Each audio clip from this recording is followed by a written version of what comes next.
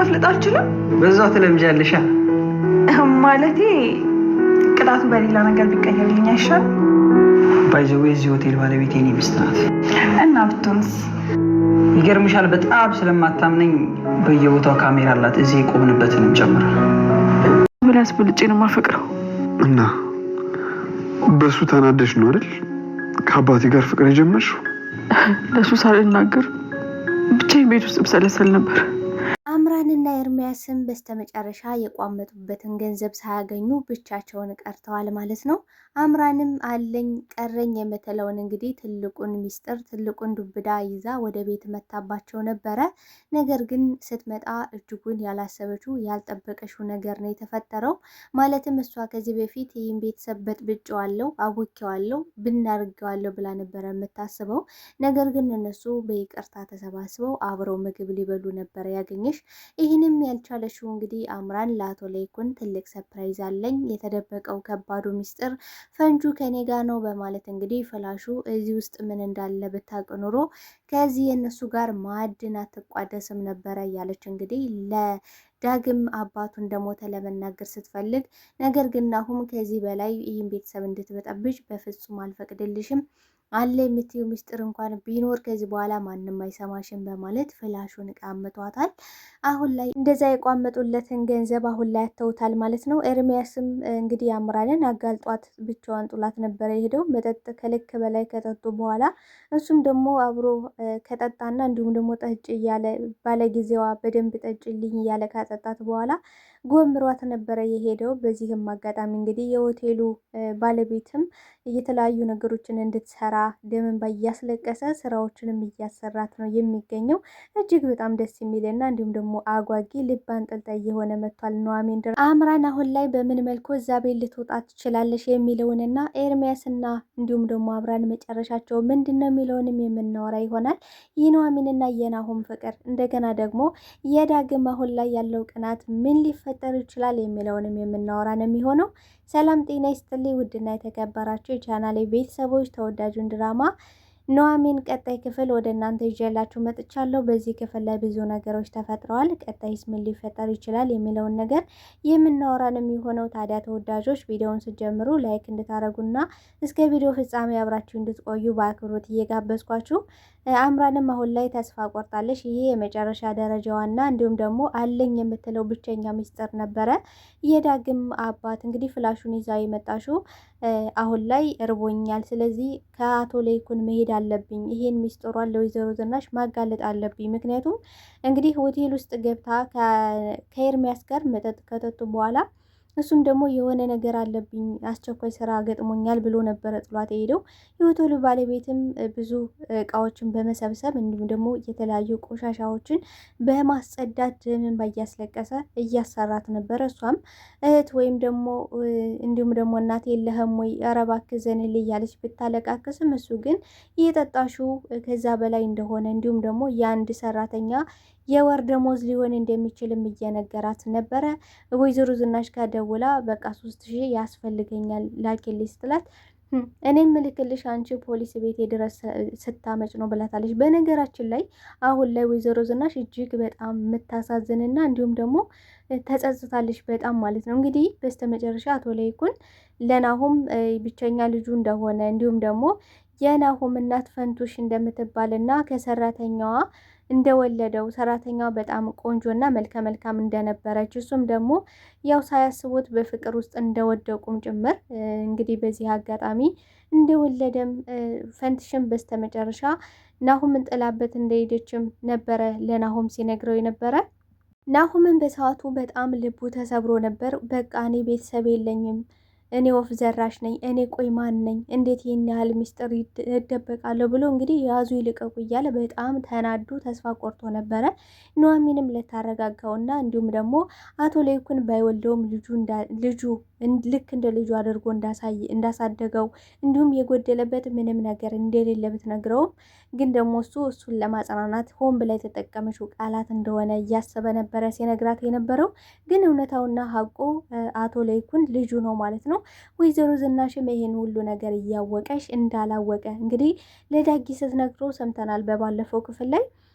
ለዳጊ ምን ብለዋለች? ሰራተኛዋ ጋር እሱ መጀመሪያ እሱ ነበረ የማገጠብኝ ከሰራተኛዋ ጋር ግንኙነት እያለውን እያወቅኩኝ እንደገና ደግሞ ልጅም ወልዶ ልጁንም አመጥቶ ራሱ በር ላይ እንደጣለው ሁሉንም ነገር አውቃለሁ። ነገር ግን አውቄ እንዳላወቀ ይሄ ጥፋቴ ነው። በእርግጥ ይሄ በጣም ትልቅ መስቴክ ነው የሰራሁት። ምክንያቱም እኔ እሱ ስለተሳሳተ እኔም ደግሞ ያንተን አባት መጠጥ ወጥቼ እየጠጣሁ ነበረ።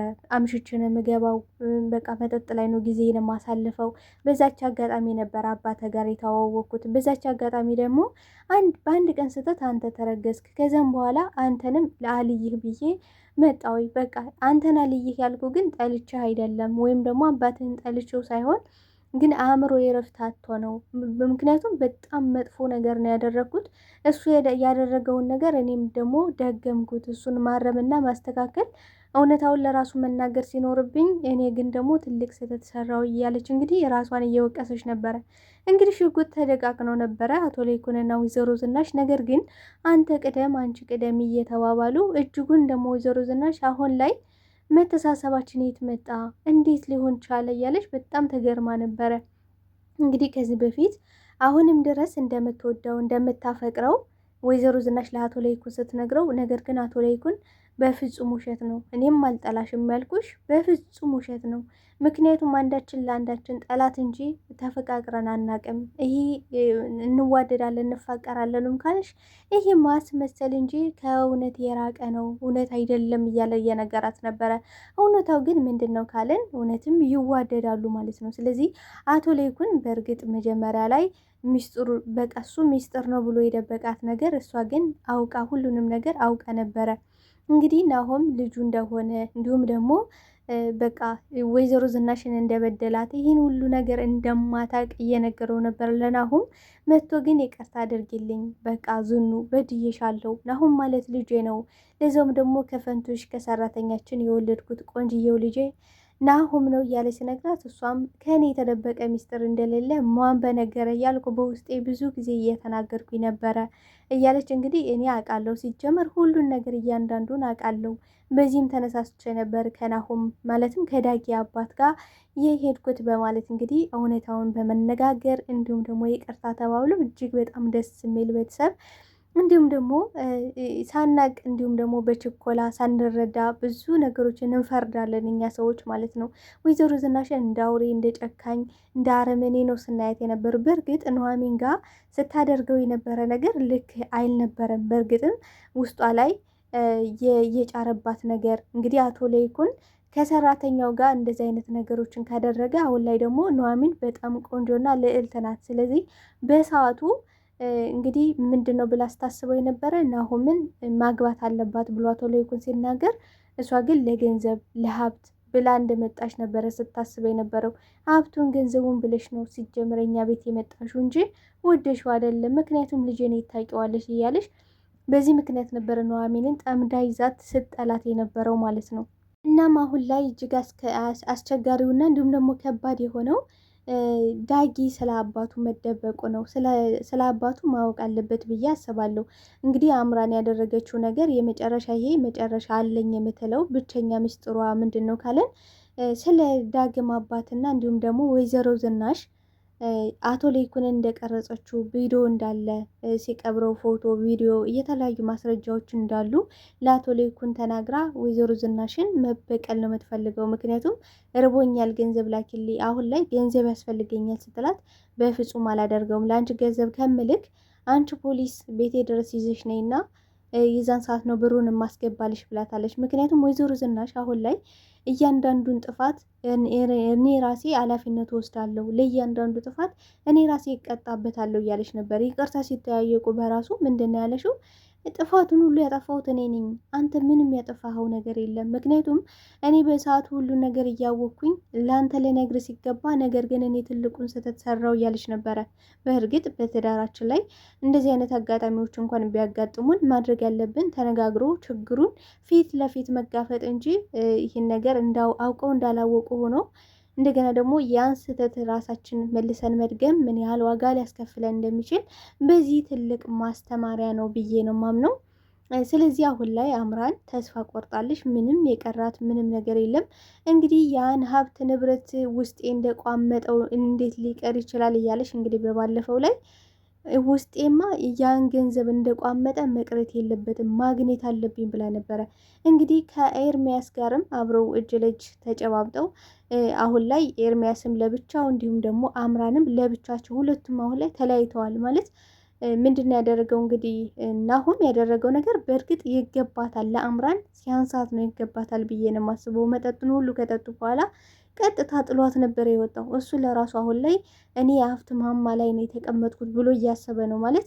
አሁን ላይ ኤርሚ ለክብሯ ለማንነቷ ስለምትጨነቅ እንዲሁም ደግሞ የዛን ቤት ክብር መንካት ስለማትፈልግ 25% ታክሲውን ለእኔ ታስተላልፍልኛለች ብሎ እያሰበ እየተጉራራ ነው። ነገር ግን የትምክት መጨረሻ ውድቀት ነው። አሁን ላይ አምራን በፊት እንግዲህ እኔ ባለሀብት ነኝ፣ እኔ ካንተ ጋር በፍንም ሁኔታ አልወዳደርም እያለች ብዙ ነገር ስትመጻደቅ ነበረ። ነገር ግን መጨረሻዋ ምንድን ነው የሆነው? ውድቀት ነው የሆነው። አሁን ላይ የምትበላው አታ መኪና አልቀራት፣ እንግዲህ መኪና ነበራት፣ ቤት ነበራት፣ ጫማ እንኳን አልቀረም። አሁን ላይ ናሁም ሲቀማት ማለት ነው እንግዲህ በሰዓቱ ኑሐሚንም ዝም ነበር ያለችው። ሁሉን ነገር ሲያደርግ እንደዛ አመናጭቆ ሲቀማት ምንም ያለችው ነገር አልነበረም። በእርግጥ ኑሐሚን እጅጉን በጣም ደስ ብሏታል።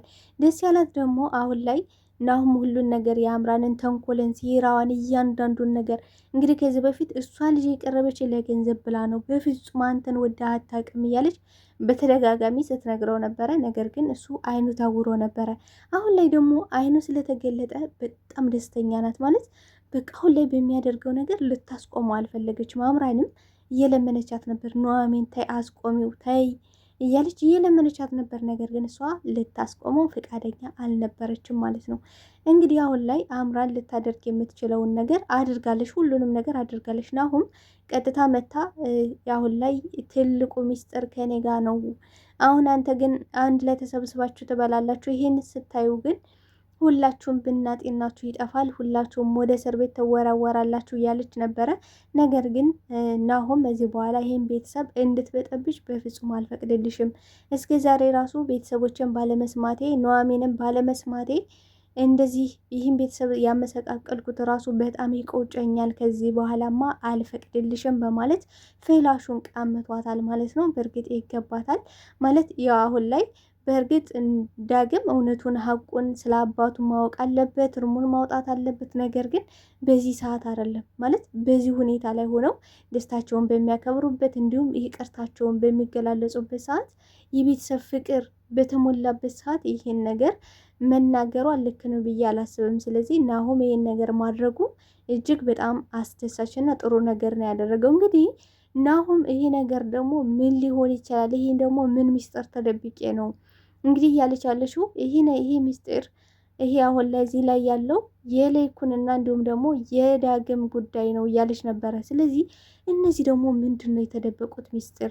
ቆይ እማዬ ምን ይዛባቸው ነው የሚለው ነገር ለናሁም አሳስቦታል። ስለዚህ በቀጣይ ላይ ሁሉንም ነገር ናሁም ያየዋል ብዬ አስባለሁ። ግን ናሁም ካየው በኋላ በጣም ልቡ ይሰበራል ማለት አባቱ ተሳስቶ ማለት ሆን ብሎ ይሄን ነገር ሊያደርገው እንደማይችል ያውቃል። ነገር ግን በስህተትም ቢሆን ይሄን ነገር ማድረጉ እጅግ ልብ የሚሰበር ነገር ነው። አሁን ላይ ደግሞ እንግዲህ ዳጊ ምናድዋር ኑሐሚንን መከታተሉን አላቆምም። እሱ እንደሚወዳት እንደሚያፈቅራት፣ ናሁም ደግሞ የእሱን ያህል ሊያፈቅራት እንደማይችል እንግዲህ በተደጋጋሚ እየነገራት ነበረ።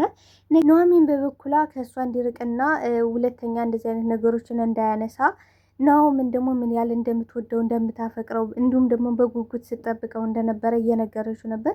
አሁን ላይ ናሁም ራሱ በአንደበቱ ሰምቷል። እንግዲህ ኑሐሚን ለዳጊ ምንም አይነት ስሜት እንደሌላት ያውቃል።